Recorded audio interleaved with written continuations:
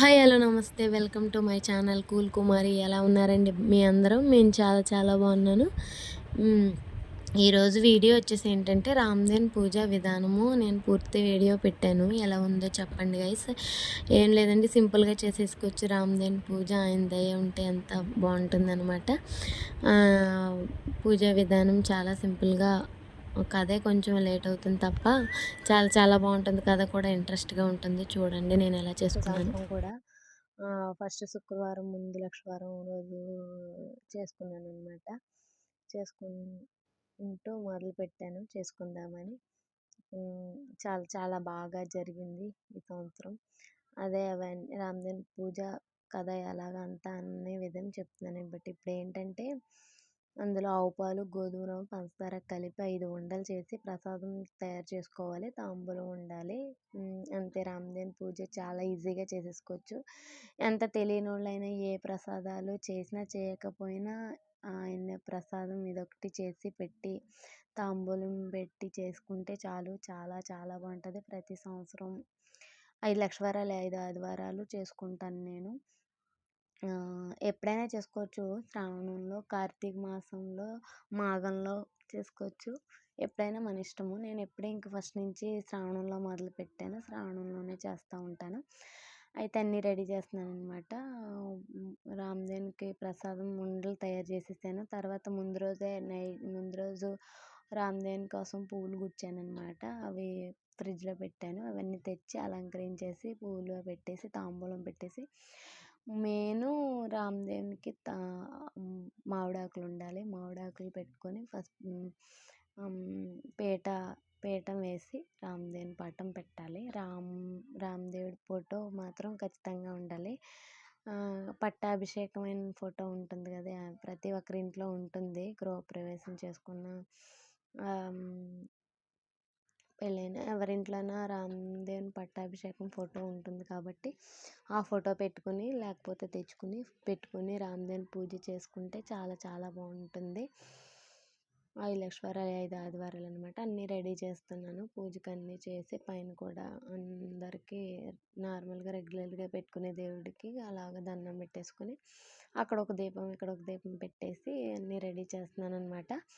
చూడండి, చాలా చాలా ఇంట్రెస్ట్గా ఉంటుంది. కథ వింటే చాలా చాలా బాగుంటుంది గైస్. కథ వినండి. కథతో సహా పెట్టాను ఈ వీడియోలో. ఎంత తెలియని వాళ్ళకైనా రామదేవుని పూజ ఇది చూసి మీరు చేసుకోవచ్చు. చాలా ఈజీ. రామదేవుని పూజ కథ కొంచెం ఎక్కువసేపు ఉంటుంది అంతే. ఇవన్నీ పూలు అన్నీ సర్దేసిన తర్వాత రామదేవుని అష్టోత్తరాలు చదువుకోవాలి. అదే పూజ చేసుకోవాలన్నమాట. ఫస్ట్ వినాయకుడు పసుపు వినాయకుడిని చేసుకొని వినాయకుడికి పూజ చేసేసుకుని అలాగ అన్నీ ఫస్ట్ పైన ఫోటోలు అన్నిటికి ప్రసాదం పెట్టేస్తున్నాను అనమాట. పైన దేవుళ్ళందరికీ.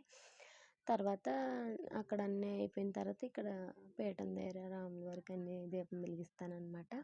చూస్తూ ఉండండి నేను ఎలా చేస్తున్నానో. నచ్చిందా లేదో కూడా కామెంట్ చేయండి గైస్.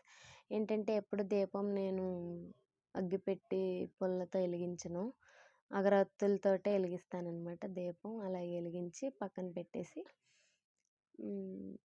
దీపం వెలిగించి పసుపు వినాయకుడిని చేసి పసుపు వినాయకుడిని ఫస్ట్ పూజ చేసి హారతి ఇచ్చేసి తర్వాత వినాయకుడిని కదిపేసిన తర్వాత మనం రామదేవుని పూజ చేసుకోవాలి. ఏ పూజ అయినా కానీ వినాయకుడికి విఘ్నాలు లేకుండా తొలగించి తండ్రి అని దండం పెట్టుకుని పూజ చేసుకుని వినాయకుడికి దండం పెట్టుకుని తర్వాత మనము ఏ పూజ అయినా తర్వాత చేసుకోవాలి. అందరికీ తెలిసిందే కదా. అలా చేసిన తర్వాత రామదేవునికి పూజ చేసుకోవాలన్నమాట. అదే చేస్తున్నాను నేను అక్కడ. అందరికీ ఫోటోలు పైన లక్ష్మీనారాయణలకి అందరికీ పూజ చేసేసుకుని దండం పెట్టేసుకొని వినాయకుడికి కూడా విఘ్నాలు లేకుండా తొలగించి, వినాయకుడు ఎక్కువసేపు కూర్చోలేడు కాబట్టి తొందరగా వినాయకుడిని కదిపేసి, అయ్యా నేను కదిపేస్తున్నాను, ఇక్కడిక్కడే తిరుగుతూ ఉండే ఎక్కడికి వెళ్ళకు, ఈ రామదేవుని పూజ చేసుకుంటున్నాను, ఆ పూజ అంతా సంపూర్ణంగా నిర్విఘ్నంగా జరిగేలా చూడు తండ్రి, ఆయన అనుగ్రహం కావాలి తండ్రి అని చెప్పి దండం పెట్టుకొని వినాయకుడికి హారతి ఇచ్చేసిన తర్వాత రాముల వారికి ప్రసాదం పెట్టేసి కుంకుమ పసుపు పూలు అన్నీ వేసేసి అక్కడ ఆచమనం చేస్తాం కదా, ఆచమనం కూడా ఫస్ట్ చేసేసిన తర్వాత ఏంటంటే ఆచమనం కలశం వేరేగా పెట్టుకోవాలి, ఆచమనం నీళ్ళు వేరేగా పెట్టుకోవాలన్నమాట. ఆచమనం చేసిన నీళ్ళతో మళ్ళీ కలశంలో మనం అన్నీ అమ్మవారిని నదులు ప్రవాహం అందరినీ ఆ కలశంలోకి ఆహ్వానించి అన్ని శుద్ధోదక స్నానం చేపించి అన్ని నీళ్ళు జల్లుకోవాలన్నమాట. దేవుడి దగ్గర అన్ని చోట్ల వస్తువుల దగ్గర అన్నిటి మీద జల్లేసిన తర్వాత మనం జల్లుకుంటే శుద్ధిగా అవుతాం అనమాట. ఏమన్నా కల్మషం ఉంటే పోతుందన్నమాట. ఆ తర్వాత పూజ కంటిన్యూ చేస్తాము, అందరికీ తెలిసిందే. అయితే నేను ఎలా చేసుకున్నాను ఈసారి రామదేవుని పూజ మొత్తం మీకు చూపించాలనుకుని వీడియో తీసాను. ఎలా ఉందో కూడా చెప్పండి గైస్. నచ్చిందా లేదా, మీరు ఎలా చేస్తారో తెలియని వాళ్ళు ఉంటే తెలుసుకోండి, తెలిసిన వాళ్ళు నాకేమన్నా తేడా పడాలంటే చెప్పండి గైస్. అయితే అష్టోత్తరాలు అవన్నీ చదువుకుంటూ రామదేవునికి పూజ చేసేసుకున్నాను అనమాట.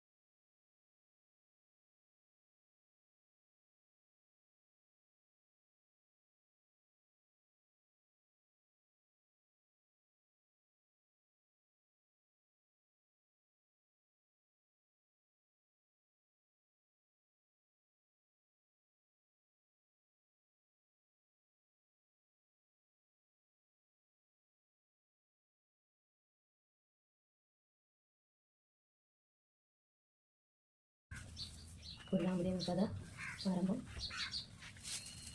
శ్రీరామ దేవుని కథ. నాగంపొట్లు కాశీకి ప్రయాణము.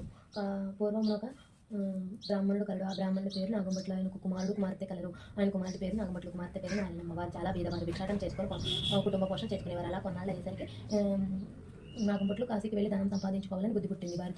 భార్యతో చెప్పి తెల్లవారుజామునే లేచి కాశీకి ప్రయాణమై వెళ్తున్నాడట. అలాగ వెళ్ళగా కొంత దూరం వెళ్ళేసరికి దారిలో సూతుల వారు, వ్యక్తుల వారు, నారదుల వారు ప్రత్యక్షమై, ఓ బ్రాహ్మణుడా, ఎక్కడికి వెళ్తున్నామని అడిగిరి. అయ్యా, నేను ధనం సంపాదించుకుంటూ కాశీకి వెళ్తున్నాను అని చెప్పేటప్పుడు, ఓ వెర్రి బ్రాహ్మణుడా, కాశీకి వెళ్తే నీకు ధనం మూటగట్టి ఎవరిస్తారు? కాశీకి వెళ్తే గంగా స్నానం దొరుకుతుంది, విశ్వేశ్వరుని దర్శనం దొరుకుతుంది, అన్నపూర్ణ దర్శనం దొరుకుతుంది, బిందుమాల దర్శనం దొరుకుతుంది. కానీ కాశీకి వెళ్తే ధనం మూటగట్టి ఎవరిస్తారు? మేము ఒక్క చెప్తాం, వింటావా అని అడిగారు. నాగంపొట్లు ఏ దేవుని కథయో విన్నవించండి స్వామి అని వేడుకొనెను.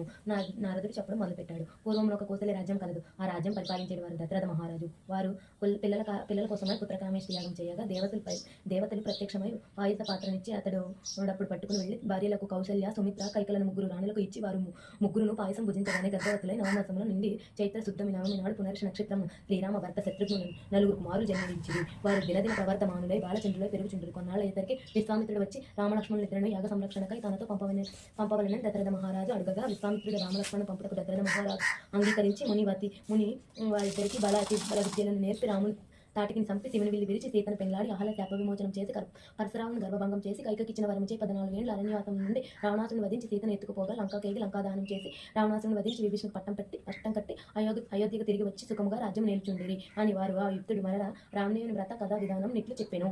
5 లక్షవారంలో 5 ఆదివారంలో పూజ చేసుకుని ఆవునేతో దీపం పెట్టి ఆవుపాలు గోధుమ పంచదార కలిపి 5 ఉండలు చేసి ప్రసాదం చేసి రామదేవునికి నైవేద్యం పెట్టి ఒక వండ రామదేవునికి, ఒక వండ బ్రాహ్మణుడికి, ఒక వండ ముత్తైదువులకు, ఒక వండ ఇరుగు పొరుగు వారంతా భార్య పిల్లలంతా కలిసి తినవలనని ఆ విధంగా 5 లక్షవారం పూజ చేసుకోవాల్సిందిగా నారదుడు చెప్పాడు. ఈ విధంగా నారదుడు చెప్పిన వెంటనే తిరిగి తన ఇంటికి వెళ్ళి భార్యతో కలిసి 5 లక్షవారంలో 5 ఆదివారంలో రామదేవుని వ్రతాన్ని ఆచరించి కథ చెప్పుకుంటూ తాత్కాలికంగా ధనం కనుగొనట గుర్తించి అందువలన 5 వారములతో ఆపివేయకుండా తదంతరం నిత్యం యథావిధిగా రామదేవుని కథ చెప్పుకుంటూ ఉండగా అష్టాచార్యాలు ఆయురారోగ్యాలు తొలతవుతున్నారట. అలాగ కొన్నాళ్ళు అయ్యేసరికి కాశీకి వెళ్ళాలనుకున్నాం. ఇప్పుడు వెళ్దాం అనుకుని కొంత ధనం మూటగట్టుకుని కాశీ కావిడి బుధం మీద వేసుకుని కుమారుని పిలిచాయి. అబ్బాయి, అమ్మాయి, మీరు రామదేవ్ కథ మానకుండా శ్రద్ధగా చెప్పుకుంటూ ఉండమని చెప్పి నాగంపొట్లు వారి కాశీకి ప్రయాణమే వెళ్ళాడు. ఆ మరునాడు కుమారుడు అయ్యా వరకు వెళ్ళి వచ్చి, అమ్మ రామదేవ్ కథ చెప్తాను ఇందుగా రామ్మ అని పిలవగా, ఆ తల్లి, నాయన పొద్దున్నే రాత్రి పనికి వచ్చే వంట వేళ అయినది, ఇప్పుడు కథ వినలేను అని మళ్ళీ రాత్రి వేళ కథ చెప్తాను ఇందుగాని రామ్మ అని అడగగా, ఇప్పుడు కదా నాయన పడకల వేళలు నిద్రల వేళలు ఇప్పుడు వినలేను అని. ఆ కారణంగా రామదేవ్ కోపం వచ్చి ఎలా వచ్చిన అయితేనే అలాగనే వెళ్ళిపోయాను. బిందెలు, చెంబులు, గిన్నెలు అన్ని దొర్లిగిడ్లు ఇరిగి పొరుగు వారింటికి వెడలిపోతుంటే, పూర్వం నుండి ముష్టి ఎత్తుకునే చిల్లి రాగి చెంబు కూడా దొర్లికి వెడలిపోతుంటే, అప్పుడు నారాయణమ్మ చూసి, అమ్మ అదైనా ఉంచమని కోరవే అమ్మ అని చెప్పగా, అదైనా ఉంచు రామదేవుడా తండ్రి అని కోరగా, ఆ చెంబు తప్ప మిగతావన్నీ వెడలిపోయినవు. గూట్లో ఉన్న వెండి కంచం కూడా దొర్లిగిడ్లు ఇరుగు పొరుగు వారింటికి వెళ్ళిపోతుంటే, అంతటా సగం మంచు భాగం ఊడిపోయి అంతటా ఆ భాగం అక్కడ ఉంచుకొని గూట్లో ఉన్న ఎండి కంచం తల్లి వెళ్ళిపోతుంటే తల్లి చూసి ఎంచును లాగగా అంతటా సగం మంచి బాగా మూడిపోయి మిగతాది పక్కింటి వారింటికి వెళ్ళిపోయాను. మరునాడు ఉదయం పని మీద పొరిగింటి వారింటికి వెళ్ళగా నాగంబొట్ల భార్య వారింట్లో ఉన్న కంచము ఎంచును చూసి ఈ కంచం మాదే అన్నదట. అందుపై ఇంటి వారు మీ కంచం మా ఇంటికి ఎలా వచ్చిందమ్మా, మేము మీ ఇంటికి వచ్చాము, మీరు మా ఇంటికి వచ్చారు కాబట్టి ఈ కంచం మాదే అన్నదట. నాగంబొట్ల వారి అలా కాదు, మా ఇంట్లో ఉన్న సగం మంచి కంచమును పట్టుకుని వస్తానని గూట్లో ఉన్న కంచం మంచు పట్టుకుని వెళ్ళి అంచును కంచంలో దగ్గర పెట్టగానే రెండును అతుక్కుపోయాయట. మొత్తం కంచం మాదేని వారే పుచ్చేసుకున్నారట. నాగంబట్టి వారి సిగ్గుతో లజ్జతో ఇంటికి వచ్చి అక్కడ కుమారుడు చూసి ఏమైందమ్మా అని అడగగా అయితే అది మాదేని వారే పుచ్చేసుకున్నారని అప్పుడు కుమారుడు అవును రామదేవ్ కథ చెప్తాను ఇప్పుడైనా వింటావా అని అడగగా కానీ ఆ తల్లి నేను కథ వినను కార్యము వినను ఏ పనో పాటలో చేసుకుని బ్రతుకుతాను కానీ రామదేవ్ కథ మాత్రం వినను మరలా ఎలా వచ్చిన ఐశ్వర్యం అలాగనే వెళ్ళిపోయాను. చెల్లిని మాత్రం తీసుకుని వెళ్ళి ఎవరికైనా ఇచ్చి పెళ్లి చేయమని చెప్పి అమ్మ ఆజ్ఞాపించింది. ఆమె ఆజ్ఞ ప్రకారం నాగంబట్లు చెల్లిని వెంట పెట్టుకుని వారణాసిలో ప్రయాణమై వారు ఊరి చివరికి వెళ్ళేసరికి కాశీ నుండి నాగంబట్లు తిరిగి ప్రయాణం దానం మూటగట్టుకొని వస్తున్నాడట. కొంత దూరం వచ్చేసరికి ఆయనకు ఊరు చివరికి వచ్చేసరికి అక్కడ కోనేరు కనిపించింది. ఆ కోనేరులో కాలు కడుక్కున్నట్టు చూడగా ఎక్కడి నుండో పెద్ద గద్ద డబ్బు మూటను ఎత్తుకుపోయిందట. అయ్యో అని నాగంబట్లు విచారిస్తూ ఇంటికి వస్తుండగా కొంత దూరం వచ్చేసరికి నారాయణ బొట్లను చూస్తే అబ్బాయి అమ్మాయి మీరు సుఖంగా ఉన్నారని అడగగా నాగంబొట్లు ఏమున్నది నాన్నగారు యథా ప్రకారం నాకు ఏమీ నొట్టలేదు, మీరు వెళ్ళిన మొదలు ఖచ్చితంగా విందుగానే అంటే అమ్మ వినలేదు కాబట్టి రామదేవి కోపం వచ్చి ఎలా వచ్చిన ఇక్కడే అలాగే వెళ్ళిపోయాను. యయా వరకు వెళ్ళి వచ్చి చెంబు కూడా దొల్లి వెళ్ళిపోతుంటే చెల్లి చూసి అదైనా ఉంచి రామదేవుడా తండ్రి అని ప్రార్థించగా ఆ చెంబు తప్ప మిగతారని వెళ్ళిపోయాను. గుడ్లో ఉన్న వెండి కంచెం కూడా గొరిపోతుంటే పొరిగింటి వారికి పోతుంటే అప్పుడు అమ్మ చూసి మంచి మంచులు పట్టుకుని లాగగా సగ మంచి పక్కింటి వారికి వెళ్ళిపోయింది. మరునాడు దేవునే వారింట్లోకి నిప్పు కొరక వెళ్ళగా వారింట్లో కంచం ఎంచు చూసి ఎంచు మాది అన్నదట. అందువారు కంచం మా ఇంటికి ఎలా వచ్చిందమ్మా, మీరు మా ఇంటికి వచ్చారా, మేము మీ ఇంటికి వచ్చాము, ఇది మాదే అన్నదట. అలా కాదు, మా ఇంట్లో ఉన్న కంచం మంచి పట్టుకొని వస్తాను తీసుకుని వెళ్ళి దగ్గర పెట్టగానే రెండు అతుక్కుపోయినట. అది మాదే అని వారే తీసేసుకున్నారంట. అమ్మ ఇప్పుడైనా రామదేవ్ చెప్తాను ఉంటావా అని అడగగా నేను కథ వినను కార్యం వినను అని నేను వినను అని అందువలన రామదేవ్ కోపం వచ్చి ఎలా వచ్చినా సరే అలాగనే వెళ్ళిపోయిన. చెల్లిని మాత్రం ఎవరికైనా ఇచ్చి పెళ్లి చేయమని అమ్మ ఆజ్ఞాపించింది. ఆమె ఆజ్ఞ ప్రకారం వెంట పెట్టుకుని వస్తున్నాను. మీ ఆజ్ఞ ఏమిటి నాన్నగారు అని అడగగా సరే మీ అమ్మ చెప్పినట్లే చేయమని చెప్పి నాగంబట్లు విచారిస్తూ ఇంటికి వెళ్ళాడు. నారాయణబొట్లు నారాయణమ్మను వెంట పెట్టుకుని వారణాసిలో వెళ్ళగా కొంత దూరం వెళ్ళేసరికి నారాయణబొట్టుకు ఒక బ్రాహ్మణుడు కనిపించాడు. బ్రాహ్మణుడా నీకు నా చెల్లిని ఇచ్చి పెళ్లి చేస్తాను ఒప్పుకుంటామని అడగగా పెళ్లి వద్దు పేరెంట్ అవ్వద్దు నేను. మరి కొంత దూరం పోయేసరికి ఒక బ్రాహ్మణుడు కనిపించాడు. నారాయణబొట్లు అతనితో ఓ బ్రాహ్మణుడా నా చెల్లిని పెళ్లి చేస్తాను తమ ఒప్పుకుంటారని అడగగా నాకు పెళ్లి పేరెంట్ ఇదివరకు ఇద్దరు భార్యలు ఉన్నారని చెప్పాడు. మరలా వెళ్తుంటే త్రోవలో ఒక పెద్ద తోట కనిపించింది. ఆ తోటలో అన్న చెల్లెళ్ళు కూర్చుని రామదేవి కథ చెప్పుకుంటూ ఉండగా అక్కడ నుండి వేరే బ్రాహ్మణుడు వచ్చి పూలు కోసుకుంటూ ఉండగా ఆ యువకుని చూసి నారాయణబొట్లు ఓ బ్రాహ్మణుడా నీకు నా చెల్లిని పెళ్లి చేస్తాను తమ ఒప్పుకుంటారని అడగగా పెళ్లి చేస్తానంటే వద్దంటానా అని మా గురుగారు ఉన్నారు, ఆయన ఆజ్ఞ ప్రకారం చేసుకుంటానన్నారట. ఆ యువకుడు మీ గురుగారు ఎక్కడ ఉంటారు అని అడగగా ఫలానా తోటలో ఉంటారని చెప్పగా వెంటనే నారాయణబొట్లు గురుగారి దగ్గరికి వెళ్ళి అయ్యా గురువుగారు మీ శిష్యునికి నా చెల్లిని పెళ్లి చేస్తాను తమ ఒప్పుకుంటారని అడగగా అంతటా గురువు బ్రహ్మచారిని గురువుగా చేస్తానంటే వద్దంటానా కానీ వాడి దగ్గర చింతాగంత బంగారం లేదు, గోపాలమంత భూమి లేదు, మీకు ఇష్టమైతే చేయమని చెప్పేటప్పుడు నారాయణబొట్లు గురుగారికి నమస్కరించి అలాగ వెళ్ళి 4 రాట్లు తెచ్చి 4 నాటి గుచ్చనముత్యాల తోరణాలు కట్టి గుచ్చనముత్యాల తరంబరాలు పోసి 70 యాగాలు నారాయణమ్మ నుంచి పెళ్లి చేసి వారు అక్కడే కూర్చుని రామోదయం కథ చెప్పుకుంటూ ఉండగా ఎక్కడ నుండో కథ చెప్పుకుంటూ ఉండగా అలా కొన్నాళ్ళు అయ్యేసరికి ఓ విత్తుడు మీకు 4 ఎకరాల భూమిని దారిపోయాలని తీసుకోవాల్సిందిగా చెప్పాడు. అప్పుడు వారు మేము రామోదయం కథ చెప్పుకుంటూ ఉన్నాం కదా ఆయన పిమ్మట తీసుకుంటాం, మీకు ఇష్టమైతే కూర్చుని కథ వినండి అన్నాడట. ఆయన తర్వాత బ్రాహ్మణుడు రాగి చెంపుతో నీరు పోసి ఫలానా తోటలో అత్తుని అనుభవించమని చెప్పి 4 ఎకరాల భూమిని వారికి దారిపోసి ఆ విత్తుడు వెళ్ళిపోయినాడట. వారు 4 ఎకరాల భూమిని అనుభవించు నిత్యం రామోదయం కథ చెప్పుకుంటూ అలాగే కొన్నాళ్ళు అయ్యేసరికి ఆ ఊరు రాజుగారు ఒక భవంతిని కట్టించి దాన్ని కొంత ధనమును పుణ్య దంపతులకు దారిపోయాలని చెప్తున్నాడు. ఎంత వెతికినా ఆయనకు నచ్చిన పుణ్య దంపతులు దొరకలేదు. ఒక రాత్రి రామదేవుడు రాజుగారి కళలో కనిపించి ఫలానా తోటలో పుణ్య దంపతులు ఉన్నారు, వారిని తీసుకుని వెళ్ళి ఇద్దరికి ఇల్లు దారిపోయాలని ఆజ్ఞాపించారట. వారి ఆజ్ఞ ప్రకారం మరునాడు ఉదయమే లేచి రాజు నారాయణమ్మ ఆమె భర్త ఉన్న తోటలో ఒక 14 బోయిలు పల్లకిని పంపించి వారు అక్కడ వేడలి ఏముండే మా దేశపు రాజుగారు ఒక గృహమును కొంత ధనమును మీ ఇద్దరికి దారిపోయాలని మిమ్మల్ని వెంట పెట్టుకొని రమ్మని పిలవగా గ్రామని రావాల్సిందిగానే మేము ఉన్నారు. వారు మేము రామదేవి కథ చెప్పుకుంటూ ఉన్నాం, మీకు ఇష్టమైతే కూర్చొని కథ వినండి తర్వాత వెళ్దామని చెప్పగా కథ విన్న తర్వాత ఆ పుణ్య దంపతులను తీసుకుని వెళ్ళి రాజుగారికి అప్పగించారు. ఆ రాజు సంతోషంతో ఆ గృహమును ధనమును దారపోసి వారు వెడలిపోయారు. పోయినప్పుడు నారాయణమ్మ ఆమె భర్త నారాయణబొట్లు ఆ గృహమును 4 ఎకరాల భూమిని అనుభవించి నిత్యం రామదేవి కథ చెప్పుకుంటూ ఉండగా కొన్నాళ్ళు అయ్యేసరికి నారాయణబొట్లు అమ్మ నేను ఎన్నాళ్ళు నీ దగ్గర ఉంటాను, నేను వెళ్ళి రామదేవి తీసుకుని వస్తాను, నీవు నీ భర్త కథ మానకుండా శ్రద్ధగా చెప్పుకుంటూ ఉండమని చెప్పి ప్రయాణమే వెళ్తున్నారు. నారాయణబొట్లు కొంత దూరం వెళ్ళేసరికి ఒక గ్రామం వచ్చింది. ఆ గ్రామంలో ఒక గొల్లవాన్ని చూసి ఈ గ్రామంలో విశేషాలు ఏమిటి అని అడగగా అని అడగగా ఏమున్నది నాయన నేను పుట్టుకతోనే అందుడను, నా వాళ్ళు వడ్లు పోసి నన్ను కావలి కూర్చోమంటే కూర్చున్నాను, నా అవస్థ ఇలా ఉంది అన్నాడట. నారాయణబొట్లు నేను ఒక చెప్తాను వింటావా అని అడగగా గొల్ల అలాగే వింటాను చెప్పండి అని చెప్పగా నారాయణబొట్లు రామదేవి కథ వ్రత విధానం అంతా చెప్పేసరికి ఆ గొల్లవానికి కొంచెం కళ్ళు కనిపించినట్టుగా అనిపించినట. ఓహో కథలోనే ఇంత మహత్యం ఉంటుందంటే వ్రతం చేసుకుంటే ఇంకంత మహత్యం ఉంటుందో అని ఇంతకీ నువ్వు వేరేవిగా చెప్తే నువ్వు పూజ చేసుకుంటామని నన్ను చెప్పాడట. నారాయణబొట్లు నవ్వి ఇది రామదేవి కథ మహత్యం 5 లక్షవారంలో 5 ఆదివారం పూజ చేసుకోవాలి, అవునే దీపం పెట్టి ప్రసాదం చేసి అవునే పాలు గోధుమ రంపాస్తారు కలిగి 5 వందలు చేసి రామదేవునికి 35 బ్రాహ్మణుడికి 20 పరివారు కలరు భార్య పిల్లలు తినవాలని చెప్పాడు. వెడలిపోయాను. తిరిగి కొంత దూరం వెళ్ళేసరికి ఒక రాజు విచారిస్తూ కూర్చున్నాడు. ఆ రాజును చూసి నారాయణ భట్లు, ఏం రాజు విచారిస్తున్నావు అని అడగగా, నాయన నా రాజ్యం పరాయి రాజు తీసేసుకున్నారు. నేను కుటుంబ సమేతంగా భార్య పిల్లలతో దారి తప్పిపోయి నా అవస్థ ఇలా ఉంది నాయన అని రాజు చెప్పాడట. సరే నేను ఒకటి చెప్తాను వింటావని అనగా నారాయణ భట్లు అడగగా, ఆ రాజు అలాగే వింటాను అని చెప్పమని మహానుభావ నేను నారాయణ భట్లు రామదేవుని కథ వ్రత విధానం అంతా ఆ రాజుకు భార్య చెప్పేసరికి ఆ రాజు పరారైన భార్య బిడ్డలు పరారు రాజు తీసేసుకున్నారు. రాజ్యం తిరిగి ప్రకటించింది. అప్పుడు రాజు సంతోషంతో నారాయణ భట్లను చూసి, ఏమండి మహానుభావం, మీరు ఏ దేవుడు చెప్పింది మేము పూజ చేసుకుంటామనగా, నారాయణ భట్లు నేను దేవుడిని కాదు, ఇది రామదేవుని కథ మహత్యం, మీరు 5 లక్షలు 5 ఆదివారం పూజ చేసుకోవాల్సింది వ్రత విధానం అంటే ఈ పొంగారు చెప్పాను. నారాయణ భట్లు మరలా కొంత దూరం వెళ్ళేసరికి ఒక స్త్రీ విచారిస్తూ కూర్చుందట. ఆ స్త్రీని చూసి, నారాయణ భట్లు ఎందుకు విచారిస్తున్నావు అని అడగగా, అప్పుడు ఏముంది నాయన, నా వాడు చిన్నతనంలోనే పెళ్లి అయింది. నా భర్త దేశాంతరం వెళ్ళిపోయాడు. నా తల్లిదండ్రులు అతను కొన్నాళ్ళు చూసి ఎన్నాళ్ళు చూస్తాను అని చెప్పి వదిలి వెళ్ళిపోయారు. కాబట్టి నా అవస్థ ఇలా ఉంది నాయన అని చెప్పింది. అప్పుడు నారాయణ భట్లు నేను ఒక్క చెప్తాను వింటావా అని అడగగా, అలాగే వింటాను నాయన అని చెప్పగా, నారాయణ భట్లు రామదేవుని వ్రత విధానం అంతా చెప్పేసరికి దేశాంతరం వెళ్ళిన ఆమె భర్త తిరిగి వచ్చి తరిమి వేసిన తల్లిదండ్రులు అత్తమామలు కూడా వచ్చి ఆమె సంతోషించి నారాయణ భట్లకు చూసి, ఏమండి మహానుభావ, మీరు ఏ దేవుడో చెప్తే మేము పూజ చేసుకుంటామని చెప్పగా అడగగా, అందుకు నారాయణ భట్లు ఇదంతా రామదేవుని వ్రత కథ మహత్యం, 5 లక్షల 5 ఆదివారం మానకుండా పూజ చేసుకోవాల్సిన వ్రత విధానం చెప్పి తిరిగి కొంత దూరం వెళ్ళేసరికి ఒక గ్రామం వచ్చింది. ఆ గ్రామంలో ఒక విల్లా ఇంటికి వెళ్ళి, అమ్మ పూజ చేసుకుంటాం, కొంచెం చోటు ఇస్తామని అడగగా, మా ఇంట్లో మరీ ఆచారం కుదరదు కనుక ఇల్లు లేదు, వాకి లేదు, వెళ్ళిపోమని అడగగా, అప్పుడు నారాయణ భట్లు కోనేరు అయినా చోటించి తల్లి అని అడగగా, అందు తూర్పు దిశగా ఈశాన్యం వల్ల కోనేరు ఉంది వెళ్ళమని చెప్పిందట. నారాయణ భట్లు స్నానం చేసి మెడబెట్టి ఆరవేసుకుని ఇల్లు ఇంటికి వచ్చి తూర్పు దిశగా ఆ రూమ్ మీదకి వచ్చి తూర్పు దిశగా ఈశాన్యంలో ఒక పేరు పసుపు బొట్టు పెట్టి రామదేవుని పట్టం పెట్టి గోధుమ రవ్వ పంచాలు కలిపి 5 చేతి రామదేవుని నైవేద్యం పెట్టి కథ చదువుకుంటూ ఉండగా ఇంతలో ఆమె ఇద్దరికి వచ్చిందట. నారాయణ భట్లు ఆమెకు దక్షిణ తాంబూల ప్రసాదములు ఇచ్చి ఆమెకు పూడ్చుకొని లోపలికి వెళ్ళగానే నారాయణ భట్లు కథ చదువుకుంటూ కొన్ని అక్షంతలు ముట్టు మీద కొన్ని అక్షంతలు ఇంటి మీద వేసి వెళ్ళిపోయింది. అప్పుడు ఇలాకుడు వెళ్ళగానే ఇల్లు ఇంద్రబాణంలో మారిపోయిందట. రాయాలకు వెళ్ళి వచ్చిన ఆమె భర్త తిరిగి వస్తే ఇల్లు గుర్తుపట్టలేక ఇల్లాలు వీధి అరుగు మీద కావాలి కూర్చుందట. ఇంతలో ఆమె భర్త వడ్ల మూట చేసుకొని ఇల్లు కానక కంగారు పడుతూ నిలబడ్డాడట. ఆమె చూసి, మన ఇల్లు ఇదే, ఇలా రండి అనే భర్తను అన్నదట. ఇప్పుడు ఇతడు, మన ఇల్లు ఇది కాదు, నేను రాను అని చెప్పగా, మన ఇల్లు ఇలా ఎందుకైందో చెప్తాను వినండి.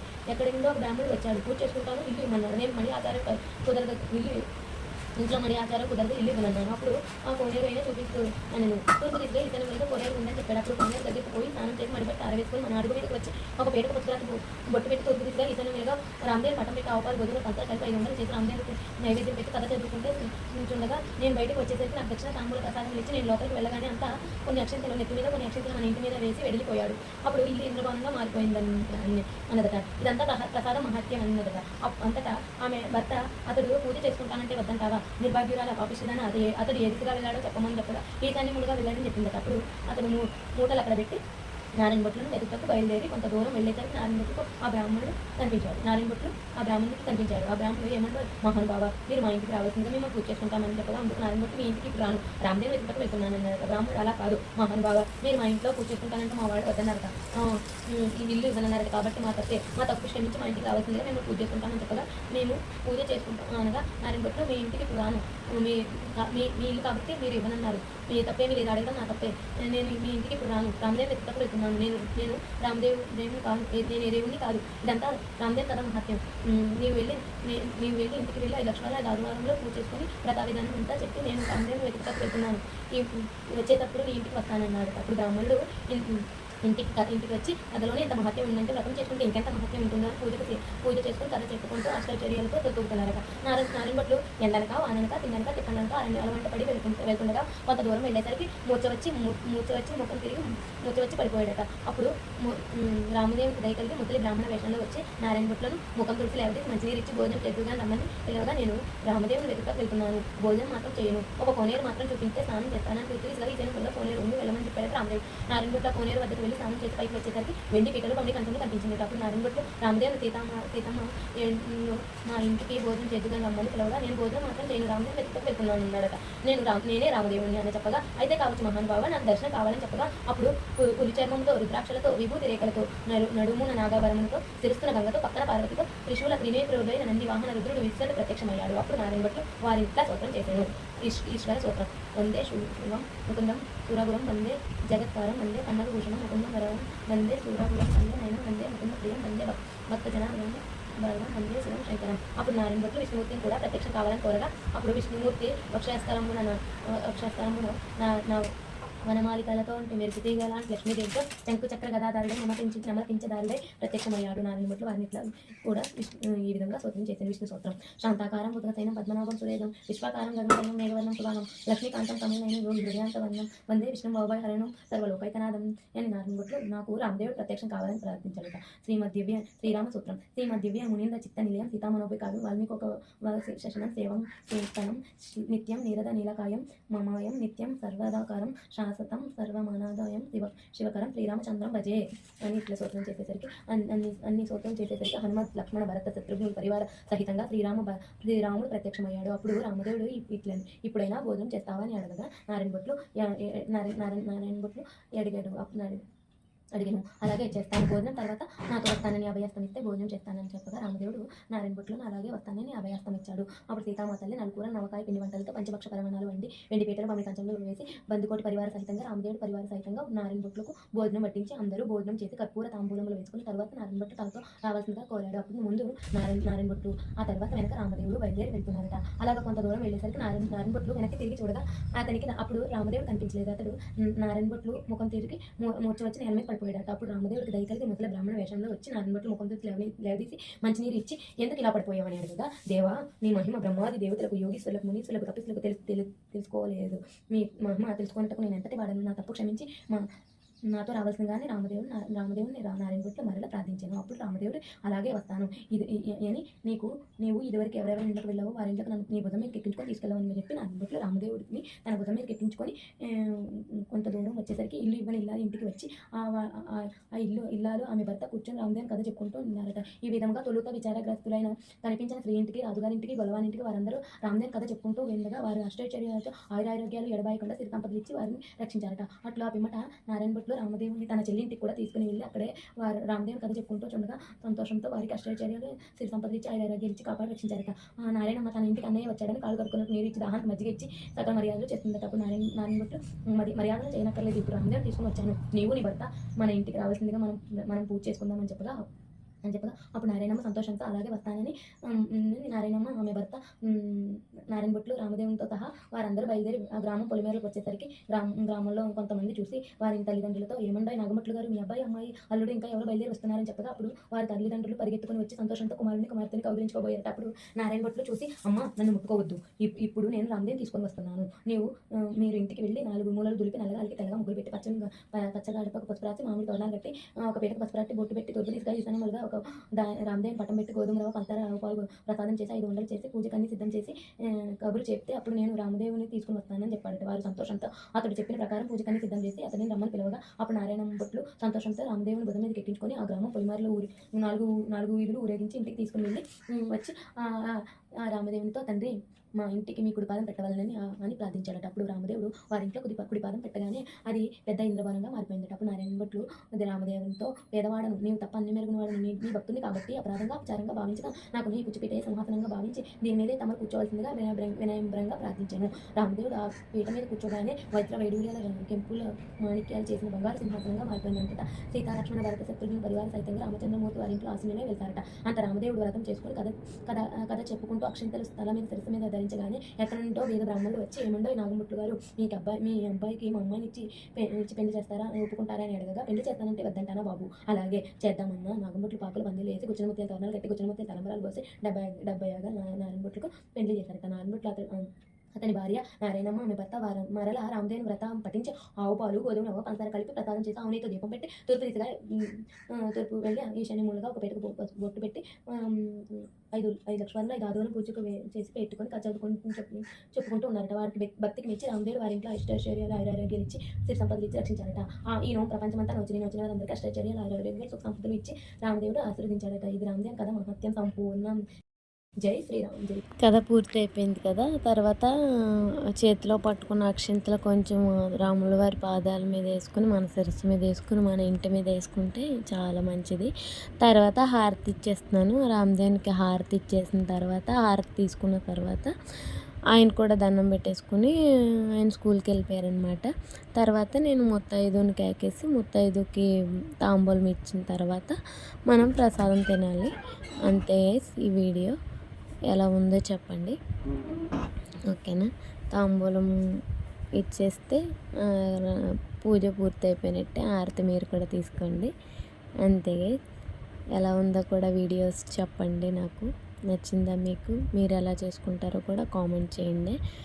ఓకేనా? మరి ఇప్పుడు ముత్తైదు వచ్చారు, పిలుచుకుని వచ్చాను అనమాట.